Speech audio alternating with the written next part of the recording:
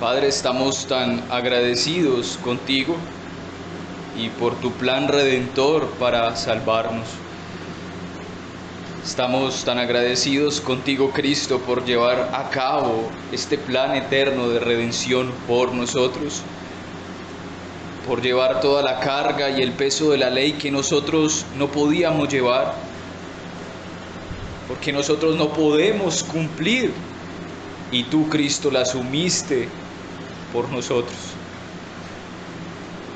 Y en ti, y gracias a ti, se nos ha otorgado poderosas y ricas promesas. Y no solo eso, se nos ha otorgado perdón, gracia, amor, misericordia, a pesar de nuestras transgresiones. No queremos, Señor, entonces depender de nosotros. Aplasta nuestras mentes y orgullosos corazones toda idea de que podremos nosotros hacer o obrar para salvarnos. Quita toda esta idea de nosotros, Señor. Quita todo este pensamiento y que esto sea cautivo a Cristo, Señor. Y para aquellos que te temen, dices tú, mi Señor, dices tú, Padre, que para aquellos que te temen darás a conocer tu pacto, que solo para aquellos que están en Cristo y tienen comunión viva con Él, tú le compartirás las maravillas de tu pacto. Por eso danos pues más luz y entendimiento sobre este portentoso pacto, para que tu pueblo viva tus bendiciones, siendo conscientes de esta salvación tan grande. Por eso, con corazones sinceros nos acercamos a tu palabra, guardando silencio y reverencia, porque estamos ante el Señor. Quita toda incomodidad de nosotros. Una vez más, hablamos a nuestra alma y le decimos: alma mía, bendice a Jehová. Reposa, alma mía, y conoce la salvación del Señor. Amén.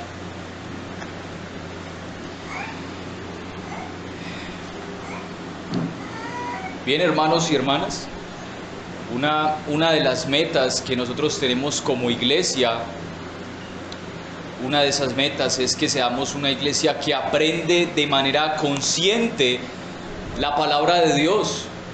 Esa es una de nuestras metas que tenemos como iglesia, de que aprendamos de manera consciente, que usted pueda estar atento a lo que enseñan las Escrituras.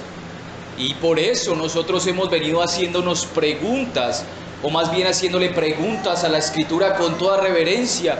Y una de esas preguntas ha sido, por ejemplo, ¿por qué somos como somos? ¿Por qué soy como soy? ¿Por qué el mundo está como está? Y las Escrituras nos llevan a esa doctrina de la caída y el pecado del hombre, y nos da la respuesta allí.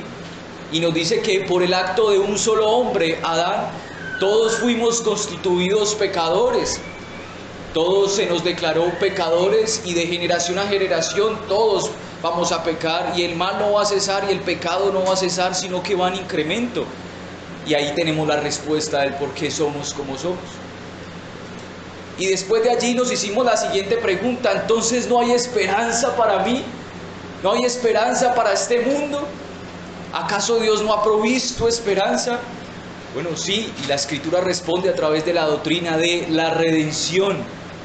Esa doctrina de la redención nos habla de esa esperanza que hay para el hombre y que fue llevada a cabo en la eternidad.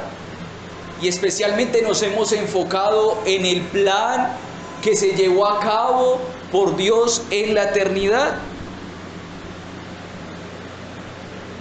Y este plan se llevó a cabo antes de que tú y yo naciéramos, antes de que tú y yo viniésemos a existencia. Por eso las Escrituras nos dice que Él, o sea, Dios, nos eligió en Cristo antes de la fundación del mundo. Eso lo encuentras tú en Efesios. O sea que Dios nos había escogido en Cristo, había planeado en Cristo llevar a los suyos a esa salvación y darles esperanza de salvación. Y esto se llevó a cabo en la eternidad. Y el autor de este plan, pues es Dios el Padre. ¿Recuerdan? Hablamos de eso. Dios el Padre es el autor de este plan. Él fue el que lo hizo, lo organizó. Podemos decirlo de esta manera, lo sistematizó para llevarlo a cabo en el tiempo, y lo iba a llevar a cabo en el tiempo a través de Cristo. Cristo, el Mesías, era aquel que había sido prometido en el Antiguo Testamento para ejecutar ese plan de redención o ese plan misericordioso de Dios que vimos en el Salmo 103. Para los suyos Él lo iba a ejecutar. Pero el Espíritu Santo entonces lo iba a aplicar a las vidas de aquellos de los cuales el Señor había destinado salvar. Y esto es a su pueblo, a los que le temen, a los que guardan su pacto. Pero dentro de este plan, mis hermanos y hermanas, dentro de este plan eterno que fue concertado allá en la eternidad, hubo un pacto, Véalo así, está la sombrilla, que es el plan eterno de redención que lo hizo el Padre, Dios el Padre, su autor. Y dentro de ello había un pacto, y ese pacto lo hizo entre Dios el Padre y su Hijo Jesucristo. ¿Y qué hizo Dios el Padre con su Hijo Jesucristo allá en la eternidad?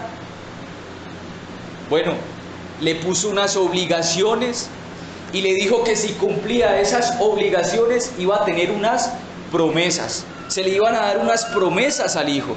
Y entonces usted ve que esas obligaciones, cuando Cristo viene, dice: yo he venido a hacer la voluntad del que me ha enviado. ¿Cómo así? Pues hubo un plan que se concertó. Dios puso el Padre unas obligaciones al Hijo. O también usted ve que dice que he venido a cumplir este mandamiento, o este mandamiento que el Padre me ha dado lo he venido a hacer.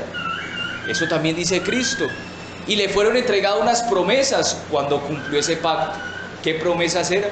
Bueno, era de que a Él se le daría todo. Toda alma viviente estaría en su mano. A Él se postraría todo lengua, pueblo y nación. Y esto sabemos que es hacia el futuro. Pero para este tiempo, el Señor ha venido salvando y cumpliendo, Dios el Padre, su promesa al Hijo de dar a los suyos a Cristo, como su iglesia, como su esposa. Piénselo de esta manera, es como Dios el Padre entregándole una esposa a su Hijo. Es como cuando un padre entrega en el altar a esta hija, a este hombre con el cual se va a casar. Bueno, Dios el Padre hizo esto con su Hijo Jesucristo, le entregó una esposa. ¿Y qué requería esas obligaciones de parte de Dios para con su Hijo? Piensen, ¿qué requería? Recuerden, nuestra intención es que aprendamos de manera consciente las doctrinas de las Escrituras. ¿Qué requería? Bueno, ese requerimiento era que el Hijo de Dios se encarnara. Requería que el Hijo de Dios obedeciera perfectamente la ley de Dios. Por eso Cristo dice: yo no he venido a abrogar la ley, sino a cumplirla. Y esto es a cabalidad. Y lo tercero es que Cristo debía, como obligación, ofrecerse como un sacrificio. Por eso se llama el Cordero Pascual. O cuando Juan el Bautista lo ve, le dice: he aquí el Cordero. O sea que Él debía morir por su pueblo. Por eso Cristo dice: este mandamiento entonces he recibido de mi Padre. Pero este pacto eterno concertado entre Dios el Padre y el Hijo tuvo unas obligaciones y unas promesas, pero fue llevado a cabo en nuestro tiempo en cierta manera. Dios debía, o Dios quería tratar con el hombre. Y aquí entonces nace la tercera pregunta, y es: ¿cómo es que Dios lleva a cabo este plan eterno de redención para con su pueblo? ¿Cómo es que Dios lleva a cabo ese plan eterno de redención para con su pueblo? Esa es el punto que queremos que las Escrituras nos hable y nos diga. ¿Cómo es que se llevó a cabo ese plan por nosotros? Bueno, ese pacto, ¿cómo es que se llevó? Bueno, cuando usted toma la Biblia, en la Biblia usted ve que hay ciertos pactos hechos con los hombres. Usted lee, por ejemplo, el pacto hecho con Adán, el pacto hecho con Noé, el pacto hecho con Abraham. Sí, Génesis 12, ese es el pacto más reconocido y es prominente en todas las Escrituras. El pacto hecho con Moisés, ahí en el Sinaí. El pacto hecho con David. Y recuerdan, hay pactos y estos pactos nos están diciendo algo. Estos pactos nos quieren llevar a que podamos comprender esta gran doctrina de cómo es que el Señor llevó a cabo ese plan eterno a través de unos pactos. Y la base de todos estos pactos que el Señor tenía con los hombres, su base era el pacto eterno de redención. ¿Por qué, hermanos? Porque ninguno de los hombres, y ninguno de estos hombres antiguos, hablo de Noé, Abraham, Moisés, David, ninguno de estos pudo cumplir el pacto que Dios hizo con ellos de manera perfecta. Por eso la base debía ser un pacto eterno. Por eso la base debía ser algo que sucedió antes de que el Señor pudiese entablar una relación con estos hombres y mujeres. Y allí entonces poder entrar en una relación pactual con ellos. ¿Sí? ¿Y por qué, hermanos? Porque nosotros no estamos en una condición de pactar con el Señor. ¿Quién eres tú, oh criatura, para hacer tal cosa? ¿Quién tú puedes decir, ven Señor y hagamos alianza tú y yo, cuando nuestra condición es caída, cuando nuestra condición es pecaminosa, por lo cual no tenemos entrada al santo y por lo cual hemos sido separados y apartados? Como recuerdan, Adán y Eva fueron expulsados del paraíso y en Romanos 6 nos dice que todos fueron destituidos de la gloria de Dios. ¿Cómo pues el hombre puede pactar con el Señor? No hay manera de eso que usted escucha en otras iglesias de que es que yo hice un pacto con el Señor. Bueno, eso no es cierto. Es Dios el que pacta con el hombre y decide con quién pactar. Bueno, la Biblia muestra con quién el Señor decidió pactar. Y fue con Noé, con Abraham, con todos estos. Por eso la Escritura nos muestra esto de manera clara. Pero ¿por qué estos pactos que el Señor hizo, estos tratos? Esta es la manera de tratar del Señor con su pueblo. ¿Por qué lo llevó a cabo en estos tiempos? En esos tiempos era para mostrar que el único que podía cumplir, es decir, la única persona del pacto que podía cumplir con el plan, con el propósito, con la redención del hombre, tiene un solo nombre, y ese es Cristo. ¿Qué es lo que hacía Dios? Mostrar estos pactos con estos hombres, con estos santos hombres, sí, pero ninguno de estos dio a cabalidad con esos pactos, y lo único que quería mostrar era lo que iba a venir, o quién iba a venir a cumplir realmente el pacto para que nosotros pudiéramos ser salvos. Ninguno de estos hombres. Moisés no pudo salvarse por el pacto de la ley, no pudo salvarse por ello. Abraham tampoco y Adán tampoco. Y entonces Dios tiene que concertar un pacto eterno para poderse relacionar con los hombres. ¿Me siguen hasta allí, hermanos? Es importante entender esto. Es importante entender el tema de los pactos, porque se nos ha dicho, los grandes estudiosos nos dicen que al entender los pactos vamos a entender toda la Biblia. Al entender los pactos vamos a tener un conocimiento de quién es el Señor y cómo Dios trata con su pueblo. Por eso mi intención es que escudriñemos esta doctrina. Así que toda la Biblia va a apuntar a una sola persona, aunque hay varios pactos, pero va a apuntar a un solo pacto y a una sola persona. Y apunta a un pacto mucho más glorioso. Toda la Biblia, desde todas las direcciones, nos apuntan al único capaz de cumplir las condiciones de la ley para salvar a su pueblo de la condenación eterna. Y ese, nuevamente recuerdo, es Cristo, el Mesías prometido. Todo el Antiguo Testamento nos habla de ello, de lo que el Señor estaba llevando a cabo en su plan de redención a través de pactos para su cumplimiento en el tiempo que Cristo, su Hijo, naciera bajo la ley y nacido de mujer. Pero de inmediato, mis hermanos, debo hacer una cierta aclaración, aunque yo he estado aclarando constantemente esto. pero para nuestro entendimiento debo recalcarlo y tal vez dividirlo para que usted lo pueda entender, porque de nuevo, mis hermanos, una meta de nuestra iglesia y mi deseo es que nosotros aprendamos de manera consciente en las Escrituras.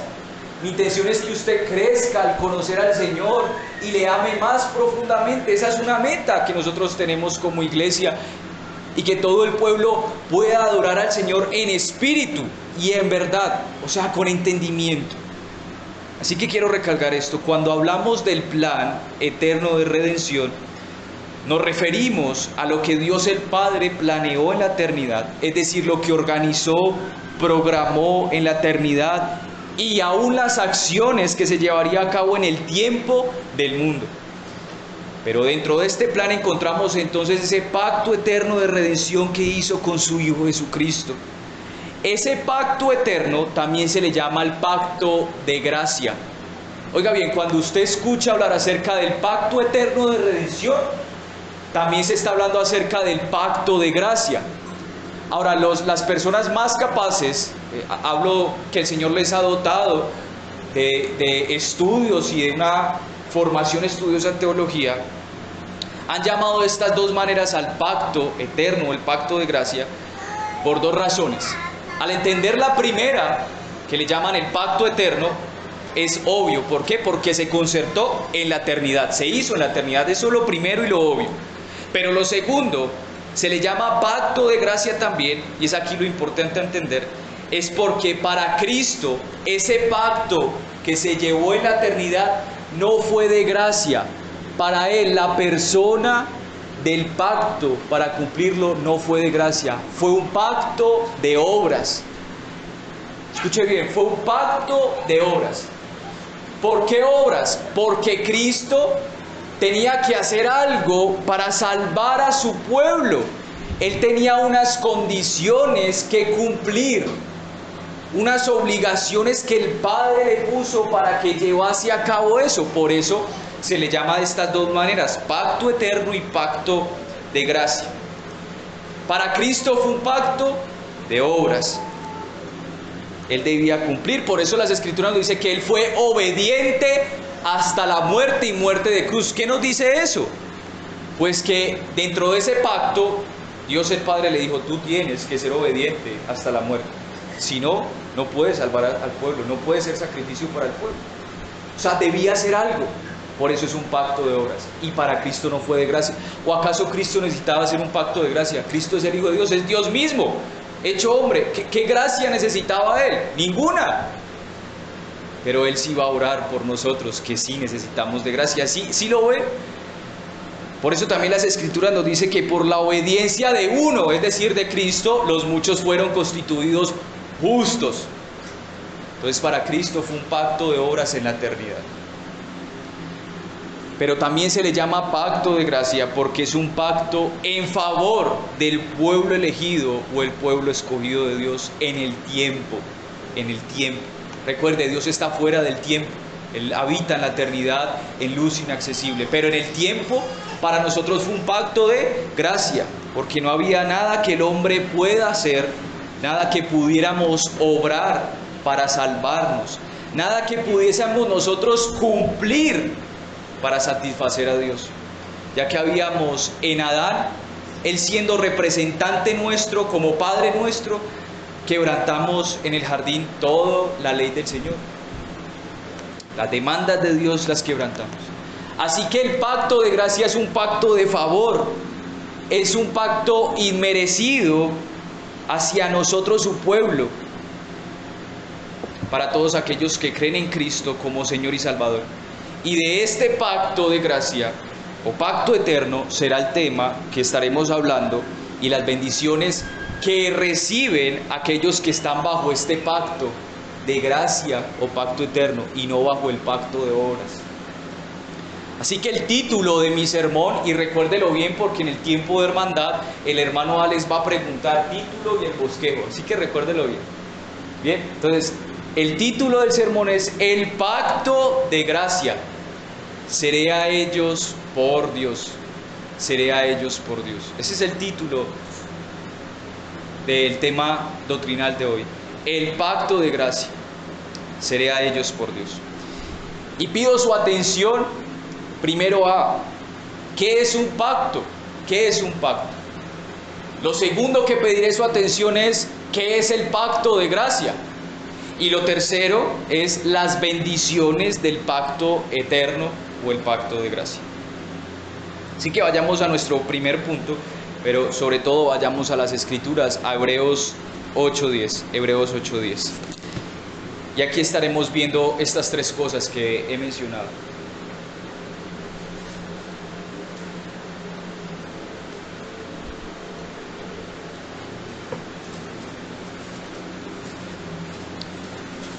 Hebreos 8:10.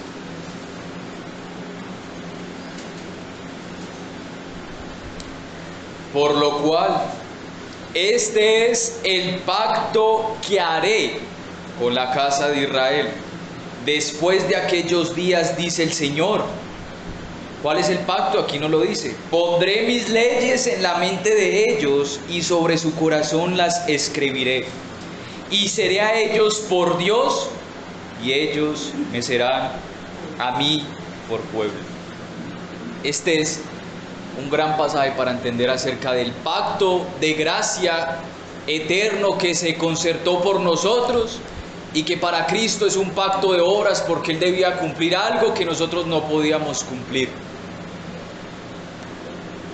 Así que, ¿qué es un pacto? Nos dice ayer el versículo 10, por lo cual este es el pacto. Bueno, ¿qué es un pacto? Quiero que lo tenga claro, un pacto es un acuerdo, una alianza en el que entran dos partes. Estas dos partes de ese acuerdo o alianza, por lo general, están al mismo nivel, tienen las mismas condiciones.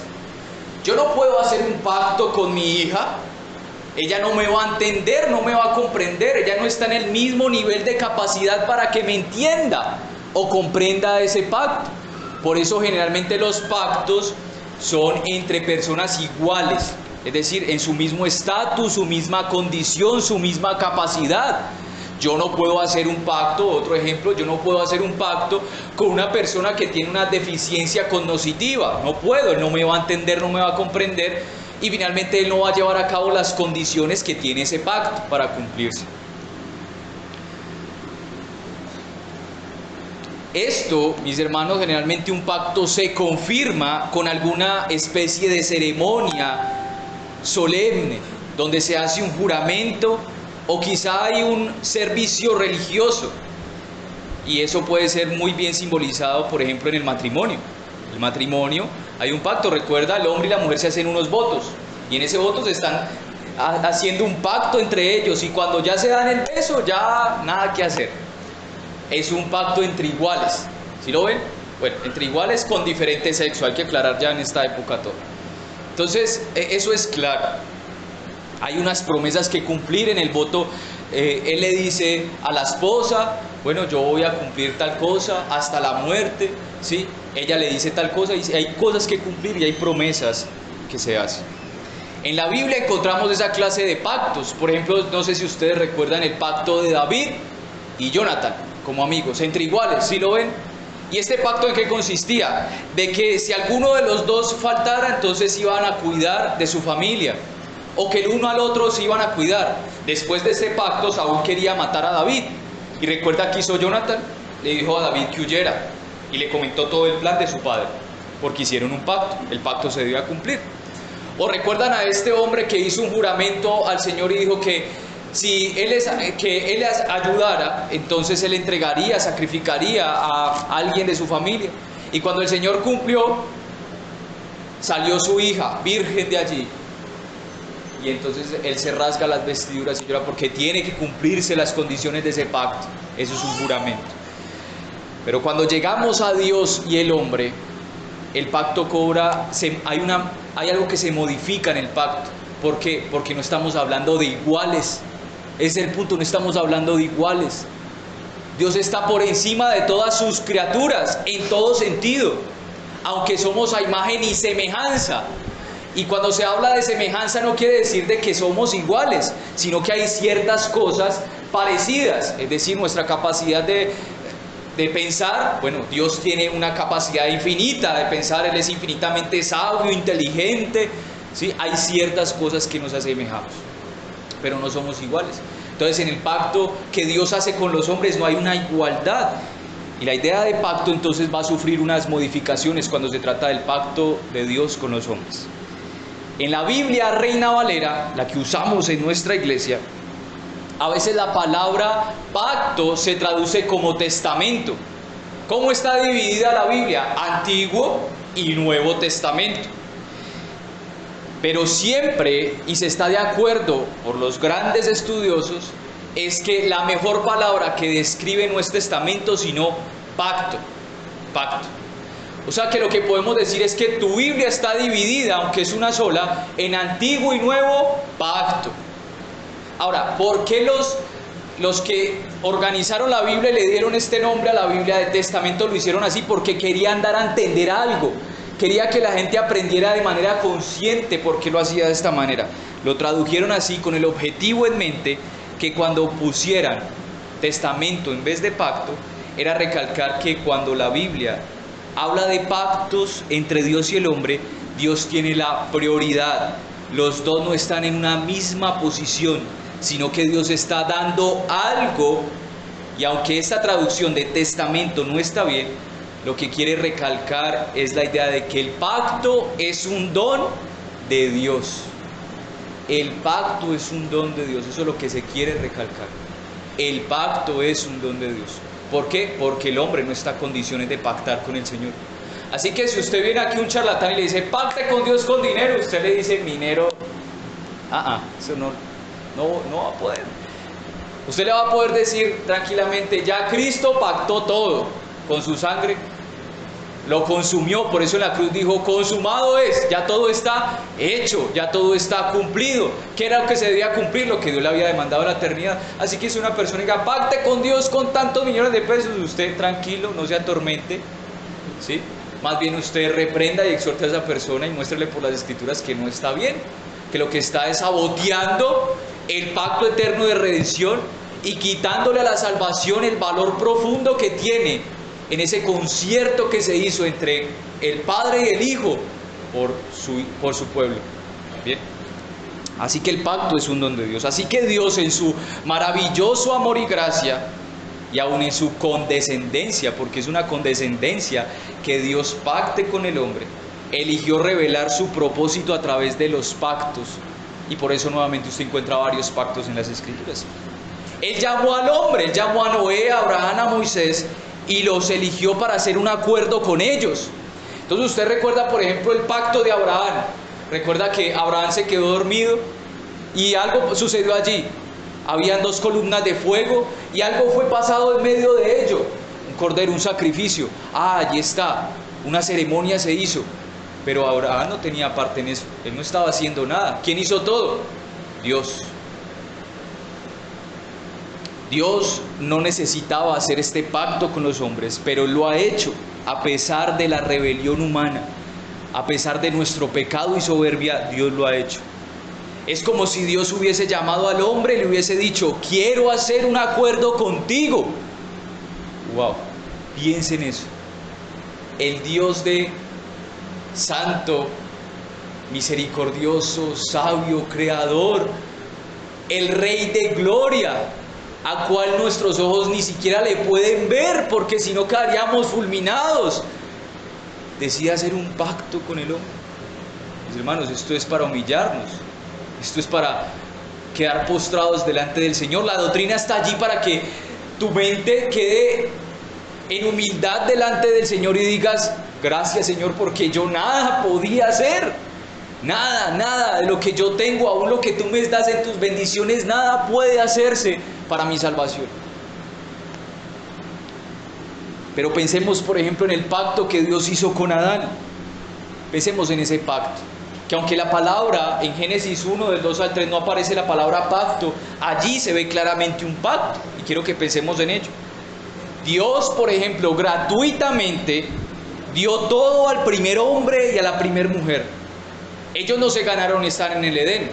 ¿O ellos acaso estaban en la eternidad diciéndole a Dios, vea Dios, póngame en el Edén, en este lugar y deme todas las cosas? No, fue Dios que gratuitamente le puso en un estado perfecto, bueno en gran manera. Y fue la pura bondad de Dios que los dotó en este lugar para vivir. Les dio entendimiento, les dio su ley, les dio los estándares de Dios que están escritos en sus corazones. Dios puso al hombre en el huerto del Edén, y allí en Génesis 2 leemos que Dios plantó un huerto en el Edén y puso allí al hombre para que lo labrara y lo guardase. Y vemos que fue Dios quien puso al hombre en un gran estado. Adán no se ganó el Edén, él no se lo merecía. Y fue puesto allí con unas condiciones. ¿Cuáles eran las condiciones que nos dice Génesis? Para que lo labrase y lo guardase. Dos condiciones le puso el Señor. Guarda el Edén, cultiva allí en el Edén, trabaja allí en el Edén. Yo te he puesto aquí por esto, estas son mis condiciones. Te puse aquí por gracia, no porque tú te lo merecieras. Te hubiera puesto en otro lugar, pero yo hice este lugar para ti. Y gratuitamente te lo di, te doté de todas las capacidades para que llevases a cabo el trabajo que te estoy pidiendo, las condiciones de este pacto. Bueno, trabajar, guardar, labrar. Pero esta palabra labrar y guardar, hay un hermano que se llama Samuel Renihan y me encantó cómo hace comentarios sobre labrar y guardar. Y dice lo siguiente acerca de labrar y guardar. Estas palabras describen las funciones que tenían los sacerdotes en el tabernáculo. Oiga bien, había unas funciones que tenían los sacerdotes. ¿Cuáles eran las funciones que tenían los sacerdotes? Debían trabajar en el templo del Señor. Esto nos dice entonces que el deber de Adán era más que ser un jardinero. Debía guardar la santidad y la pureza del Edén, que era su tabernáculo. Era este su deber, ya que el Edén es donde se manifestaba la presencia especial de Dios. Ellos tenían una comunión especial allí en el Edén. ¿Y qué el tabernáculo significaba cuando vemos más adelante? Que la presencia de Dios estaba allí de manera especial. Y recuerda que por allá en Daniel los profetas dicen que el Señor va a quitar su presencia especial del tabernáculo por la idolatría de su pueblo. Bueno, el Edén simbolizaba un tabernáculo. Y allí entonces los sacerdotes, entonces Adán tenía un oficio sacerdotal de cuidar la pureza de ese lugar. Y vemos que lo que debía hacerse, lo que debía hacer Adán en obediencia a su creador era cuidar el huerto del Edén, no solo de manera física trabajando, sino conservando la pureza y la santidad, porque allí habitaba entonces la presencia de Dios. Y eso era algo positivo, pues todo era bueno en gran manera. Esto no era algo que le fastidiaba a Adán y Eva, era algo bueno en gran manera. Era una posición inmerecida de Adán porque él no había trabajado por ella. Fue Dios quien lo puso en tal lugar y le encargó obedientemente que cuidara del Edén. Pero también vemos allí que había ciertas prohibiciones, mis hermanos. Habían ciertas prohibiciones allí. Y esas prohibiciones las encontramos en Génesis. Nos dice que Dios le prohibió a Adán y a Eva lo siguiente: que de todo árbol del huerto del Edén podría comer, pero del árbol del bien y del mal no comería. ¿Sí ven la prohibición? La prohibición allí. Esta prohibición consistía en que él no podía comer de ese árbol del bien y del mal, pero también se le ordenó que comiese de todo árbol del Edén. Si él comía, entonces había una promesa. ¿Cuál era la promesa? Si él comía del árbol de la ciencia del bien y del mal, pues iba a morir. Mas del árbol de la ciencia del bien y del mal no comerás, porque el día que de él comieres, ciertamente morirás. Vemos entonces el pacto allí con Adán. Vemos que Dios lo puso gratuitamente, sin algo que merecer, en ese lugar del Edén. Lo puso para que lo labrase y lo guardase. Estas son las condiciones.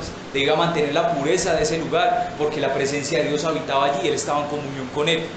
Pero eso también le da unas prohibiciones. ¿Cuáles eran las prohibiciones? Que no podía comer de ese árbol del bien y del mal, y que podía comer del resto de los árboles. Porque si comía, entonces vemos la promesa, va a morir. Y evidentemente si no comía, ¿qué sucedería? Viviría. Entonces vemos que todo se cumple como es un pacto. Condiciones, prohibiciones y promesas. Eso es un pacto, mis hermanos.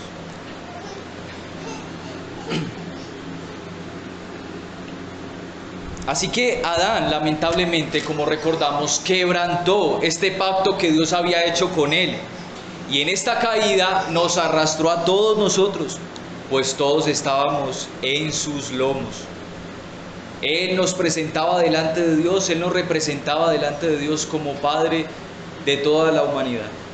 Así que, mis hermanos, nuestra ruina fue completa antes de que tú y yo naciéramos, porque se quebrantó el pacto de obras concertado con Adán. Adán debía hacer unas cosas. Este pacto era de obras: labrar el Edén, y había unas promesas. Si lo labraba y lo cuidase y no comía del árbol, obtendría entonces vida, ¿sí? Y placentera allí con el Señor. Así que este primer pacto con el hombre, es decir, con Adán, es el pacto de obras. Pero tal pacto, mis hermanos, nunca fue abrogado, nunca fue abrogado. Nunca este pacto de obras para la humanidad fue desechado por el Señor. Todos nacemos bajo la ley. En nosotros está escrita la ley del Señor. Toda persona, aunque no es cristiana, nació bajo la ley. ¿Por qué? Y nos dice que Cristo aún nació también bajo la ley. Toda la humanidad está bajo el pacto de obras. ¿Y por qué? Porque sencillamente el hombre no se puede salvar. Por más que él quisiera orar, no puede. Y por eso todo apunta de nuevo al pacto de gracia hacia una sola persona. Porque es por gracia la salvación, solo por fe. Y no por obras para que nadie se gloríe. Así que si hemos de ser salvos, no podemos ser salvos por medio de este pacto de obras, mis hermanos. Jamás tú vas a poder ser salvo. Tú puedes decir: voy a cumplir toda la ley del Señor, y tú has cumplido 9 de 10. Y nos dice Primera de Juan que si tú transgredes una sola de las leyes, ya has pecado contra el Señor y ya quedas destituido de toda la gloria. ¿Por qué? Porque tu condición es caída. Ya hemos respondido a esa pregunta. Es por esta razón que Dios, habiendo previsto que el hombre iba a fallar al pacto de obras, entonces Dios concertó en la eternidad el pacto de gracia con Cristo. Por lo tanto, todo ser humano en este tiempo que no acepta el pacto de la gracia se encuentra bajo el pacto de obras. Y las advertencias de ese pacto de obras y el castigo de ese pacto está hoy en vigencia y en operación. Si tú no cumples las demandas de Dios, vas a perecer eternamente. Ok, yo no voy a poder cumplirlas definitivamente. Pero a pesar de que este pacto de obras con el hombre fue quebrantado, Dios llevó a cabo su pacto de gracia, su pacto de misericordia. Y sin embargo, aunque es un pacto de gracia, este pacto con Cristo se introdujo una condición al hombre. En el pacto de gracia, en el pacto eterno de gracia hay, mis hermanos, hay una condición para el hombre. Y el hombre, y esa condición que Dios puso al hombre fue que se arrepintiese y creyese en Cristo, que es el único que puede salvarnos, porque así lo decidió el Padre. Esa es la condición que se le pone al hombre. Se nos dice que en este pacto de gracia solo lo podemos recibir y disfrutar de las promesas de Dios y la salvación si tenemos fe y aceptamos la condición perdida en la que estamos. Pero no solo eso, sino que en este pacto de gracia Dios mismo va a hacer algo que haga posible que obtengamos este privilegio. Y por eso se denomina pacto de gracia. Y esto es lo que nos dice entonces Hebreos 8:10. El pacto que nos está hablando allí, ¿cuál es? Por lo cual este es el pacto que haré con la casa de Israel. Bueno, más adelante nos muestra ese pacto que Él pondrá, que Él hará algo por su pueblo. Eso es gracia. Usted ve allí que eso, mis hermanos, no es algo que el pueblo haga o se gane en su favor. El pacto de gracia, Dios es el que hará ese pacto, no el hombre.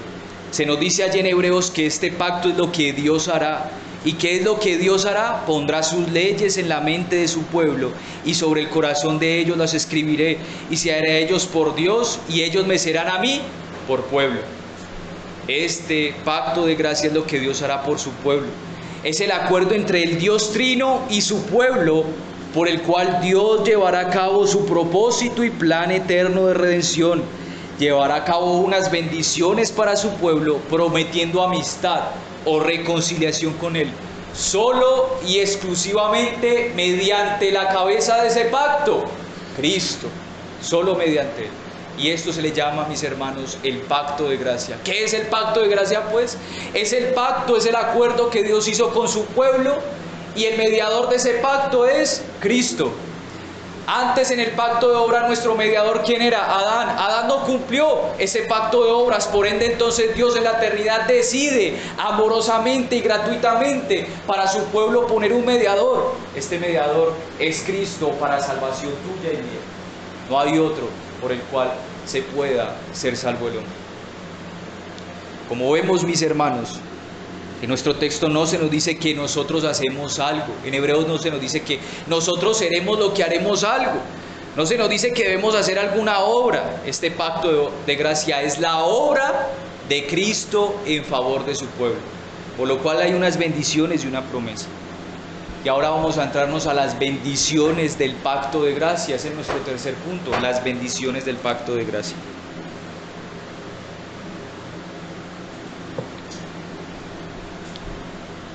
La primera bendición de este pacto de gracia, nos dice allí, es que Dios pondrá sus leyes en la mente de su pueblo. Léalo conmigo allí, Hebreos 8:10.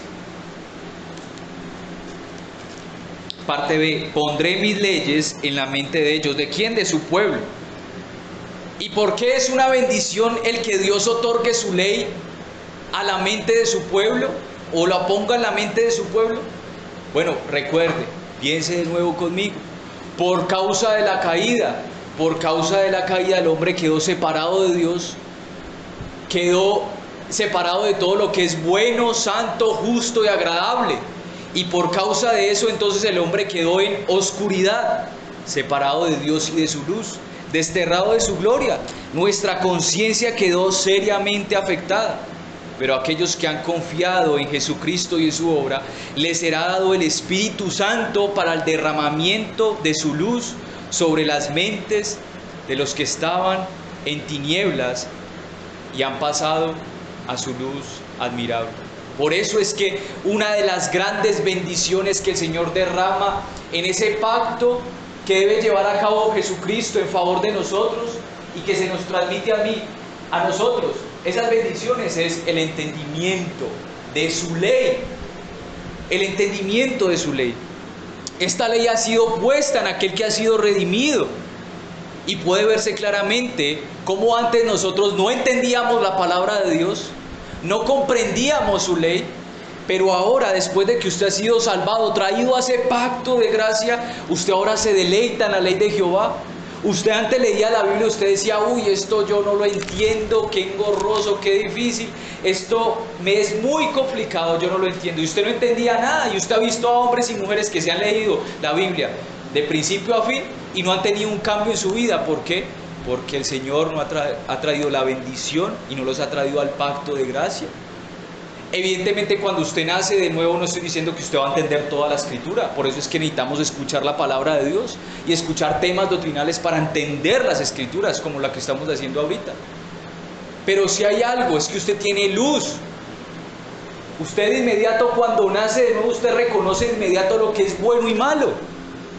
Antes usted amaba lo que era malo y usted entendía que lo que era malo era bueno. Pero cuando usted le vino la luz del Señor a su mente, usted ya sabe distinguir. Eso se llama discernimiento. Usted ya sabe discernir entre lo que está bien y lo que está mal, aunque usted no haya entendido muchas cosas de la Biblia.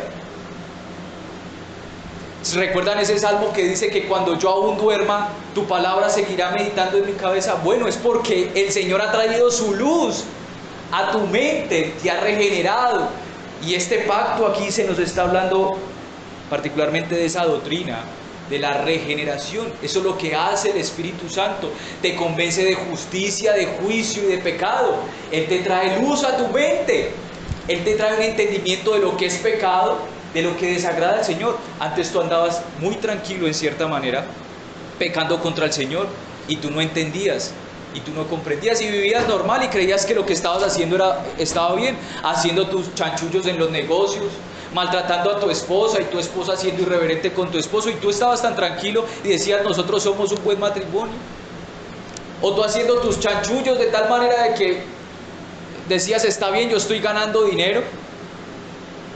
Bueno, tú sabes cuál era tu condición antes del Señor, pero cuando entonces el Señor te trajo a Él, entraste a ese pacto de gracia, se te fue concedido entendimiento, no por un ejercicio intelectual que hiciste, fue algo que solamente obró el Espíritu Santo. Él puso allí eso, tuviste una luz que antes no tenías.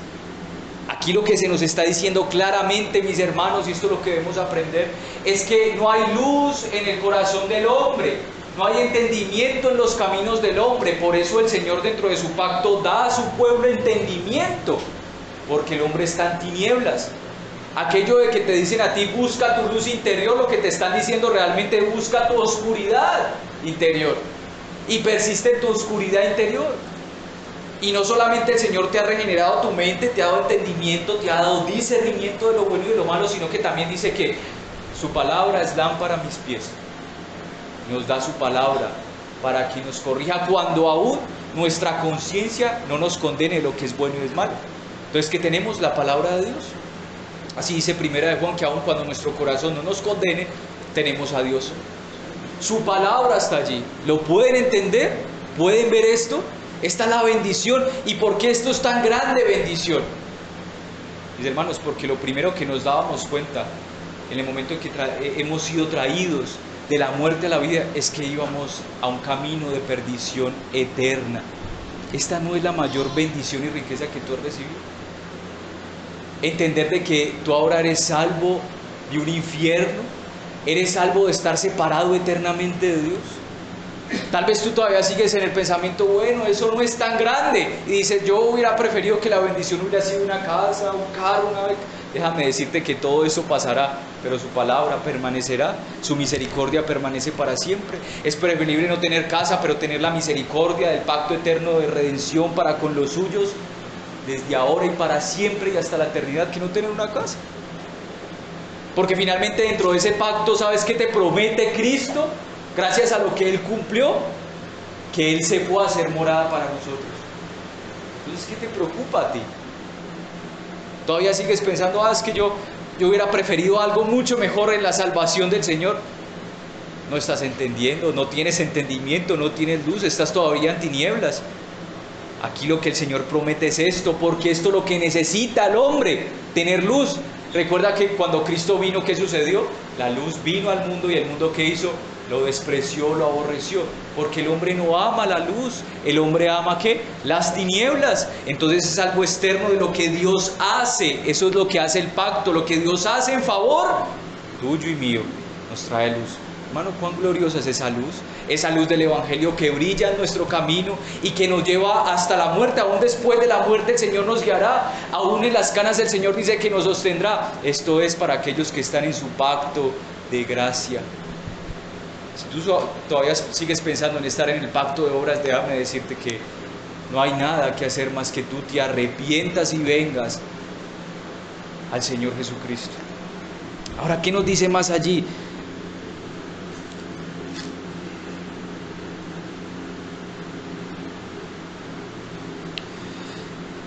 La segunda bendición que nos dice es que, miren nuestro texto, y sobre su corazón las escribirá sus leyes en nuestro corazón. Bueno, por un lado la bendición está de cuál, de que nos dará entendimiento, nos dará discernimiento, nos traerá de la luz, de las tinieblas a su luz admirable. Lo segundo es que dice que las escribirá sobre nuestro corazón. Y aquí nos está hablando especialmente de los afectos. La bendición de este pacto sobre su pueblo no solo involucra el entendimiento de lo que es bueno y malo. Y mire la escritura que está siendo enfático. Dice que la bendición de este pacto no solo consiste en que haya luz para el entendimiento, sino que también en el corazón. Y la razón de esto es porque el hombre en su estado caído quedó totalmente desprovisto de todo bien espiritual. Quedó depravado totalmente. Aquí este pacto nos muestra que el Señor tiene la intención no tiene la intención, Él lo hace de manera eficaz por su pacto, perdón por decir esa palabra, lo hace de manera eficaz por su pacto, es decir, en hacer lo que le está diciendo, y es en redimir el todo del ser del hombre, por un lado su mente y por un lado su corazón. Esto nos está hablando de todo el ser del hombre. El Señor no redime al hombre por partes, Él los redime totalmente y completamente, porque su salvación y su pacto es eficaz para con los suyos. O sea que el Señor nos provee de luz y de entendimiento para que lo usemos. Entonces ahí podemos nosotros venir en esa demanda del Señor que dice que lo amemos con toda nuestra alma, mente y corazón. ¿Por qué? Porque el Señor ha traído luz y por eso ahora nos exige eso. Porque ahora con el entendimiento podemos amarlo. Si usted de aquellos cristianos que dicen, no, es que a mí no me gusta leer teología, a mí no me gusta leer las escrituras, déjeme decirle que usted está despreciando la luz del Señor. Es claro en este pasaje que nos está hablando de la redención de todo el hombre en su entendimiento y en su corazón. Ahora, en el corazón, ¿a qué se refiere? A los afectos. Aquí nos está hablando de algo que escribiré su ley en su corazón. Porque el salmista decía, oh Señor, tu ley es como miel a mi paladar. Ya había tenido entendimiento, ya había sido salvo. Pero ahorita me está hablando de afectos, de algo que él antes no amaba y que ahora ama. Algo que antes aborrecía porque estaba en tinieblas y despreciaba, no quería que le dijese nada acerca de la ley del Señor, pero ahora quiere escuchar acerca de la ley de Dios, quiere estar atento a la ley de Jehová porque la ama. En otras palabras, como lo dicen varios predicadores, aquel que se ha convertido el Señor ha restaurado sus afectos, ama lo que Dios ama y aborrece lo que Dios aborrece. Eso debe ser claro, el Señor está restaurando en ese pacto, Él restaura en ese pacto todo el ser de nuestra vida, toda nuestra vida, entendimiento y afectos. Por eso, mis hermanos, por un lado usted no puede excluir el entendimiento de los afectos y por otro lado no puede excluir los afectos del entendimiento.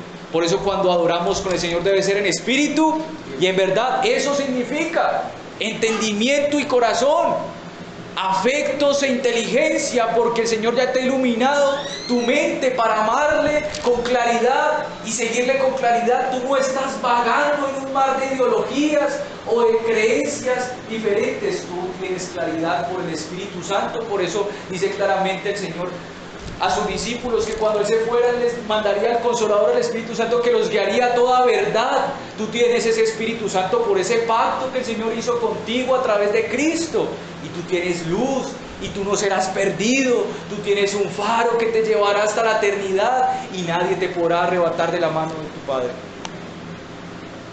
Gracias a ese pacto. Tú no puedes hacer eso, tú no puedes ser restaurado, solo Dios lo hace. Él escribe esa ley en tu corazón. Ahora tú quieres caminar en obediencia, y aunque a veces nuestra obediencia es deficiente, ciertamente no estamos glorificados aún, no hemos sido llevados a la gloria, no hemos sido restaurados enteramente a la imagen de Jesucristo, pero aunque fallas, en tu corazón deseas genuinamente servir al Señor. Tú sufres cuando tu carne te jala todavía y tú tienes que decir con Pablo, casi como que me doy latigazos a mi cuerpo para ponerlo en servidumbre y que éste sirva a lo espiritual. ¿Por qué? Porque hay un entendimiento, hay unos afectos. Amas al Señor, tienes entendimiento del Señor. Yo no quiero que sean aquí unas mentes vagas, sin sentido. ¿Entiende lo que el Señor nos está diciendo en este pacto? Él quiere que uses tu mente redimida para conocerle, amarle y servirle. Y por eso somos una iglesia que requiere que estemos aprendiendo constantemente de la palabra. Y por eso cantamos himnos, porque elevamos estos himnos con un entendimiento y con unos afectos que el Señor ha puesto en nuestro corazón. Así que estas son las promesas de este pacto, pero algo más nos dice, algo mucho más glorioso que esto. Nos habla de la tercera bendición que recibimos. Miren lo que dice en esa tercera bendición, Hebreos 8:10. Y seré a ellos por Dios. Hermanos, en toda la Escritura esta es la promesa central, en toda la palabra de Dios. Usted en todos los libros lo va a encontrar. Bueno, exceptuando algunos como Cantar de los Cantares. Pero casi esta promesa la va a encontrar en todos los libros. Seré a ellos por Dios y ellos serán mi pueblo. Esta es la promesa central del pacto de gracia que el Señor hizo con Cristo. El Señor hizo con Cristo esto: tú te vas a dar el sacrificio y vas a hacer todo lo que tienes que hacer, porque yo seré el Dios de este pueblo.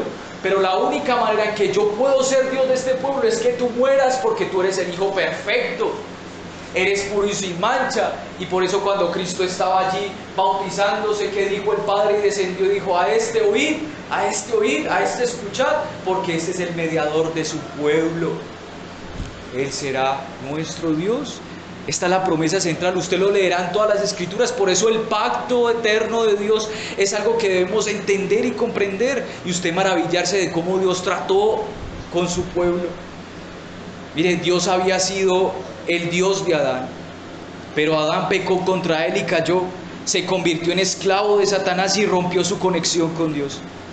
Pero lo sorprendente y extraordinario es que Dios se volvió hacia el hombre, y no el hombre. El hombre se escondió, entró en oscuridad y en tinieblas, y le aseguró que en el pacto de gracia Dios había provisto un camino por el cual podía ser Dios para el hombre. Esta es la promesa que recorre toda la Biblia y se repite una y otra vez. Él será nuestro Dios. ¿De qué manera? Pues las Escrituras nos dicen que Él será nuestro Dios para salvarnos, para socorrernos como buen pastor y para glorificarnos y llevarnos a su gloria y a su corazón. Él es nuestro Dios. Él es el Dios del pacto. Ningún otro Dios hace esto. Buda finalmente abandonó a sus 7 mujeres, las dejó viudas con sus hijos. ¿Y qué dice Jehová de los ejércitos? Que Él es Dios de las viudas. Él es el Dios del pacto que cumple con su pueblo. Él no deja a su pueblo viudo o viuda. Él será nuestro Dios para salvar, para socorrer y glorificar, y nosotros ser su pueblo. ¿Qué nos dice eso? Cuando dice que Él será y nosotros seremos su pueblo. Bueno, seremos su pueblo para confiar en Él, para caminar y vivir con Él en santidad y en paz, para tener de nuevo reconciliación. ¿A qué vino Cristo? Nos dice Colosenses que Él vino a restaurar todas las cosas y a reconciliarnos con Él, porque no había una reconciliación y solo Cristo podía ser el mediador. ¿Entienden, mis hermanos? Lo que fue quebrantado por el pecado, que fue esa perfecta comunión con Dios, ahora sería restaurada por Cristo. Y la bendición de todas las bendiciones, y siendo esta la bendición fundamental, es que ahora Dios es mi Dios y yo soy suyo. Él es mi Dios y yo soy suyo. Qué gran promesa es la que Dios está diciendo aquí en ese gran pacto. Qué gran bendición es derramada en ti si tú eres hijo de Dios. Él dice: seré a ellos por Dios. Tú puedes pensar en todos los títulos que la Biblia habla acerca de Dios, que Dios es pastor, Jehová es mi pastor, nada me faltará. Habla de que Él es refugio, que Él es castillo fuerte, es nuestro Dios, que Él es Padre, dice Cristo. Tú puedes pensar en todos esos títulos que la Escritura dice acerca de Dios. Pero ¿saben algo, hermanos? Ninguno de esos títulos abarcaría para describir lo que significa esta promesa. Esta promesa del pacto no puede describir ningún título. Y la bendición de que Dios sea nuestro Dios no puede escribir ningún título eso. Pero los hijos de su pacto, para los hijos de su pacto, Dios es Dios. Si tú escaseas en algo, entonces todo lo que Dios es te ha sido provisto. ¿Recuerdan cuando el Padre dice: si he dado a mi Hijo, ¿cómo no daré también todas las cosas? ¿Por qué dudas del Señor? Si estás sin consuelo, Él es el Padre de toda consolación. Si estás confundido, no sabes qué decisión tomar, entonces Dios es el Dios infinito de sabiduría que está enteramente a tu disposición por medio de las Escrituras para conocerle y saber qué decisión tomar en tu vida. Si el Dios de la Biblia y su pacto de gracia te ha alcanzado, todo lo que es Dios le pertenece a su pueblo. La infinitud le pertenece a su pueblo.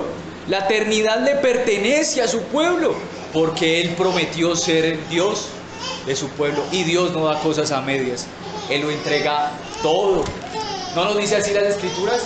Que Él dio a su propio Hijo Jesucristo y que lo dio todo por su pueblo. ¿Por qué piensas que Dios no te dará todas las cosas? ¿Por qué sigues dudando del Dios del pacto que hizo contigo y que te salvó por medio de Cristo? ¿Por qué sigues dudando del Señor que te dice: yo seré tu Dios Tú serás mi pueblo, yo seré tu padre, yo seré tu sustentador, yo seré tu pastor, yo seré todo esto y mucho más. Mi eternidad está a disposición tuya, mi eternidad y mi misericordia están desde el principio hasta el final. No hay principio en la misericordia de Dios y no hay final en la misericordia de Dios. Todo está a disposición de aquellos que son hijos de su pacto. Sin este pacto de gracia, esta promesa no pudiese llevarse a cabo, porque a causa de la caída Dios dejó de ser el Dios de su pueblo. Quedamos todos destituidos de la gloria de Dios. Vuelva allí a Hebreos 8 y vaya al 9, la última parte del 9, y dice allí: porque ellos no permanecieron en mi pacto y yo me desentendí de ellos, dice el Señor. Aquí vemos que cuando el hombre cayó en Adán, ese pacto se rompió. Por causa de esa caída, quedamos destituidos de su gloria, quedamos desprovistos de toda provisión, quedamos desprovistos de toda consolación, y nos tendríamos que haber conformado con las cosas pasajeras de este mundo, y nuestra única esperanza sería el aquí y el ahora. Pero gracias al Dios y Padre de nuestro Señor Jesucristo, y Padre de toda consolación, que nos bendijo con bendiciones espirituales en su eternidad, gracias a su pacto eterno de redención. Hermanos, pueden ver lo que Dios es para con su pueblo. Él no te desamparará. Las promesas son gracias a ese pacto de gracia. Sin esas promesas, sin ese cumplimiento de nuestro Señor Jesucristo, las promesas no serían para nosotros. Y la siguiente bendición nos dice que ellos me serán a mí por pueblo. Cuando leemos esta promesa en el Antiguo y Nuevo Testamento, de inmediato nos damos cuenta de que Dios hace referencia a un pueblo peculiar. Él está diciendo, y ellos, está hablando de algo particular, no está hablando, y todo el mundo será, no, está hablando, y ellos serán mi pueblo, y esto es a su iglesia. Sabemos que toda carne le pertenece a Dios, que toda alma viviente está en su mano, pero aquí nos está hablando de eso peculiar, eso que Dios valora por encima de toda su posesión, y es su pueblo. Hermanos, cuando Cristo dijo, ustedes, hablándonos a nosotros, son la sal de la tierra, nos está diciendo que esta tierra hasta ahora ha permanecido gracias a su pueblo. Solo por ello. El Señor no ha llevado a cabo todavía el final de su plan por causa de redimir a aquellos que aún Él ha destinado y que todavía no han llegado a salvación. Pero este mundo se sostiene gracias a sus hijos. ¿Ve lo que el Señor está haciendo por nosotros, por sus hijos? ¿Ve lo que Dios hace por los suyos?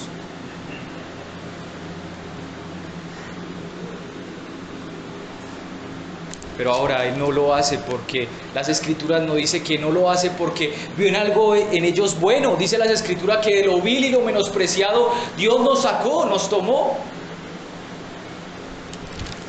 Así que Él no hace algo porque vio en nosotros algo, sino que su gracia en sus ojos le movió a dar este pacto por nosotros. Por eso seremos nosotros su pueblo.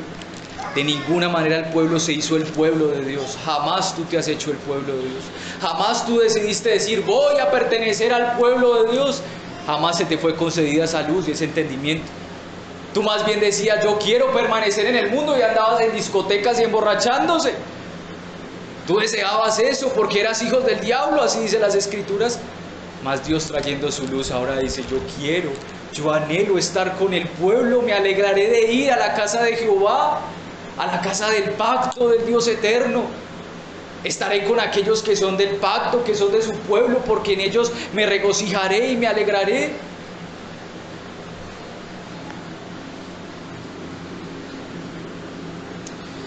Y allí vemos cómo es que Dios habría de llevar su plan de redención. Lo haría a través de un pacto eterno con Cristo, poniéndole condiciones y dándole promesas, y cumplía. Y sobre esta base Dios se iba a relacionar con los hombres, haciendo diferentes pactos en el tiempo. Y al hacer tales pactos apuntaba al único capaz de cumplir perfectamente este pacto, Cristo. Y al cumplir le dio a su pueblo todas las bendiciones que ya hemos enumerado, mis hermanos. Quiero cerrar con algunas aplicaciones acá.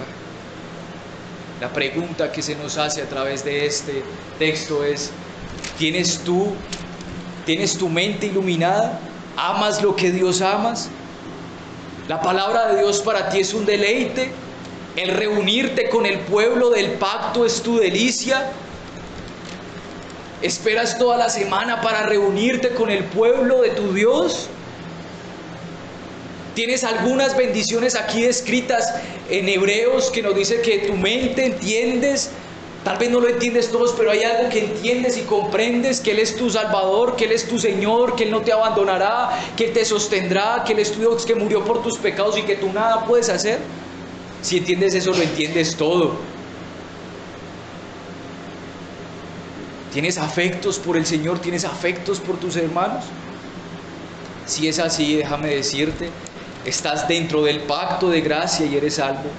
De lo contrario, querido amigo y amiga, yo te ruego que vengas a Cristo, vengas al arrepentimiento y seas trasladado de las tinieblas a su luz admirable y puedas ser contados con los redimidos de Jehová. Así nos dicen las Escrituras. Algo más aquí vemos, mis hermanos, una gran aplicación para el pueblo del pacto. Ustedes tal vez dicen que son muy pobres, que están enfermos, pero Dios ha dicho: yo seré tu Dios.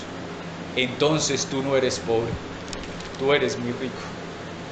Si estás enfermo, Dios te dice, y Él prometió ser tu Dios, entonces Él será tu gran consuelo en medio de la enfermedad. ¿Por qué quieres alejarte de este pacto? Por eso nos dice el Salmo 103, y voy a cerrar como empezamos: somos guardianes del pacto de Dios. No se nos puede quitar, pero tú quieres despreciar quién es Dios y lo que ha hecho por ti en Cristo Jesús. Así que lo único que hay en nuestros corazones es alabanza por este entendimiento y por este pacto y por este amor que yo antes no tenía por Cristo, por esta gracia que me ha sido concedida a través de su sacrificio y muerte. Gracias por ese trato que el Señor hizo con Cristo, que no se podía hacer conmigo, porque yo no podía cumplir lo que Dios demanda de mí. Así que no es por obras para que nadie se gloríe. Gloríate en la cruz de Cristo, gloríase en su pacto cumplido a cabalidad. No tienes a dónde más ir. Si tú insistes en ir a otro lado, te digo, te vas a estrellar. Tu corazón, tal vez tú dices, mi corazón me va a iluminar, y sabes, muy pronto te vas a estrellar. ¿Recuerdas lo que dice la palabra? ¿Cómo podrá el etíope mudar su piel? Haciendo referencia al corazón. ¿Cómo tú podrás mudar tu corazón? No puedes. Es preferible que el etíope, es mejor y es mucho más probable que el etíope pueda cambiar su piel. Lo vemos en Michael Jackson.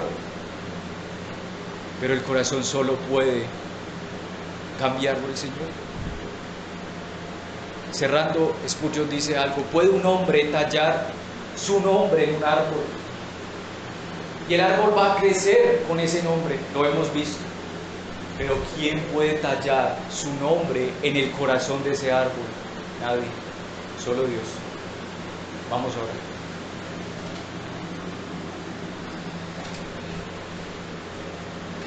Padre, es tan maravilloso este pacto, no lo entendíamos, no lo comprendíamos como hoy nos has dado este entendimiento, esta luz, Señor. Somos tu pueblo, tú eres nuestro Dios. Tú nos pastorearás, tú nos consuelas. Con amor eterno nos has amado a tu pueblo y has prolongado tu misericordia a través de este pacto, Señor. Gracias por Cristo, gracias a ti, Hijo. Gracias por ser mi representante, mi bandera, mi estandarte. Gracias porque no tengo a quién acudir, no tengo de quién vestirme más que tú. Tú me has provisto de un vestido real y ese vestido real es de Cristo. Tú me has vestido de un pacto y ese pacto es a través de Cristo y yo nada puedo hacer, Señor. Gracias por ese pacto. Gracias por humillar mi corazón, porque me hace entender de que nada de lo que yo haga, nada de lo que yo te dé puede satisfacer. Solo te satisfizo tu Hijo amado en el cual tú tienes complacencia. Y nos alegramos y exaltamos a nuestro Rey de reyes y Señor de señores, a quien se le dará y se le postrará todo pueblo, lengua y nación. Aquel que se le entregará toda corona, porque Él es digno y el mejor representante que pueda tener la humanidad es Cristo. Gracias por ti, gracias por ser la esperanza de mi vida, la luz que me guía. Gracias por tu palabra, porque aun cuando mi corazón, como hijo de Dios, no me siento compungido, tu palabra esté allí para guiarme y darme entendimiento de mi pecado y llevarme a la tristeza tuya, que es el arrepentimiento, Señor. Permite que tu pueblo se alegre, que tu pueblo del pacto se alegre en esta relación pactual y sean defensores de este pacto de gracia. Que ellos amen este pacto, Señor, y que se regocijen en lo que tú has hecho por nosotros, tu pueblo, y no en lo que nosotros podamos hacer, aunque gracias a eso nos volcamos para amarte con nuestro entendimiento y con nuestro corazón, para servirte todos los días de nuestra vida, porque tú eres el único digno y sabio Dios. A ti la gloria, Señor. Amén. Bien, hermanos, denme un tiempo, vamos a orar por las ofrendas. Padre, al ser entonces tus hijos de este pacto de gracia, hoy nuestras ofrendas son como olor grato delante de ti. Y lo hacemos en respuesta a tu gran misericordia a nosotros. Lo hacemos porque tú nos has amado primero, por lo tanto nosotros ahora te podemos amar. Por eso traemos nuestras ofrendas y diezmos de manera reverente a ti, Señor, para la gloria y para la honra tuya y Cristo. Y te quedamos. Amén.